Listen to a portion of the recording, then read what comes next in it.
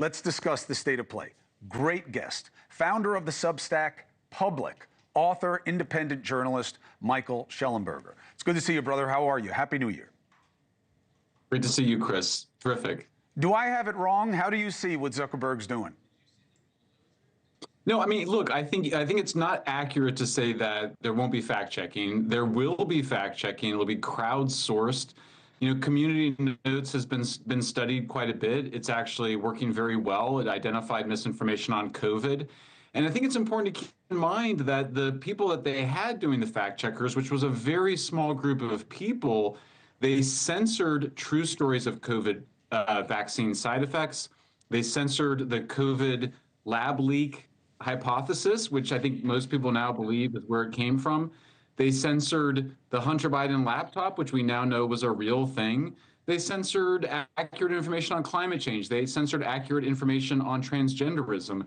And I think there's a lot of issues, including on the gender issue, which, by the way, Zuckerberg drew attention to in particular, along with mass migration. There's just legitimate questions. I think there's a legitimate debate to be had around things like sports, around gender-affirming care. There's been widespread abuses reported.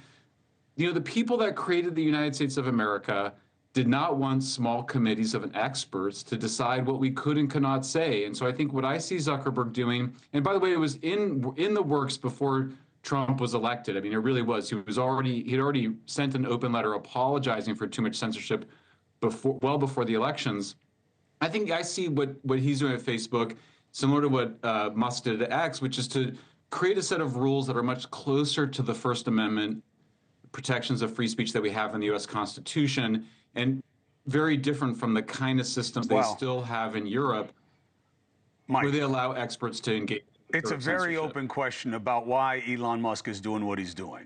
You saw what just happened with the journalist that came out with a story about him he didn't like, right? All of a sudden they're banned.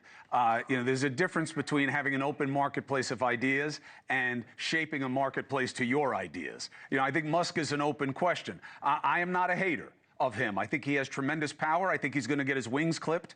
I think he's talking too much as an agent of the United States, and I think that's going to be a problem. You see what's happening with some foreign countries' feelings about it, but that's not the point tonight. Here's my concern. Zuckerberg does this. He says, I want to work with Trump. I need to use the government. He gives him money. He puts Dana White on his board. I mean, this was, at best, a clumsy way to do something that's not about kissing up to the current president, right? Yeah, I mean, look, I think that obviously he can't do anything that's not in the financial interests of Facebook. It's a publicly traded company. He has to serve shareholder value. That's by law. He has to do that.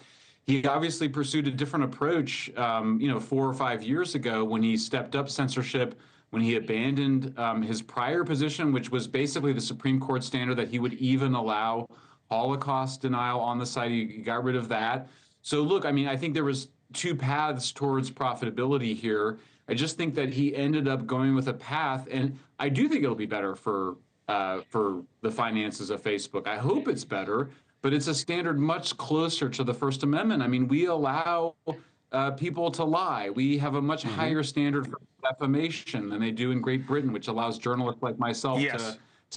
Yes, but, so but Michael, here's my beef about it. You're 100% right about the marketplace of ideas. One of the reasons that we are friends is because we both share this. Everybody has a right to be wrong. Let the best idea win. Don't censor things. You wind up empowering them. Let all the ideas out there. He has a different responsibility. If on your Substack you have somebody who just completely defames somebody and they go unchecked, you have a problem as a publisher. If it happens here on NewsNation, we have a problem as a publisher. When it happens on Meta, he has no problem because Congress has given him immunity from the same. And I'm just wondering if it's time to rethink that, if he wants to get out of the business of knowing what it is that's on his site, unless he's going to place ads around content, and then all of a sudden the algorithms allow him to know everything that he needs to know about content. Last word to you. Yeah, I actually agree with you, Chris. I think that if you're going to have the liability protections that you get under Section 230 as a social media platform, then you should allow adults to moderate, censor and filter their own legal content, and that should be the difference between a publisher like NewsNation and my Substack, New York Times, and a Section 230 company like X or Facebook.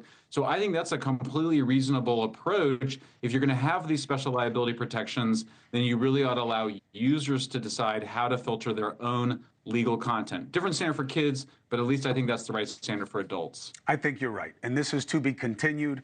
This is the latest move in an evolution or a devolution, depending on how you want to look at it. But social media is here to stay. Some of the innovations, like you are a real independent outfit on Substack and other platforms, and it's the kind of journalism we need. Hey, thanks for watching. Go to joinnn.com to find NewsNation on your screen. And don't forget, click the red subscribe button below to get more of NewsNation's fact-driven, unbiased coverage.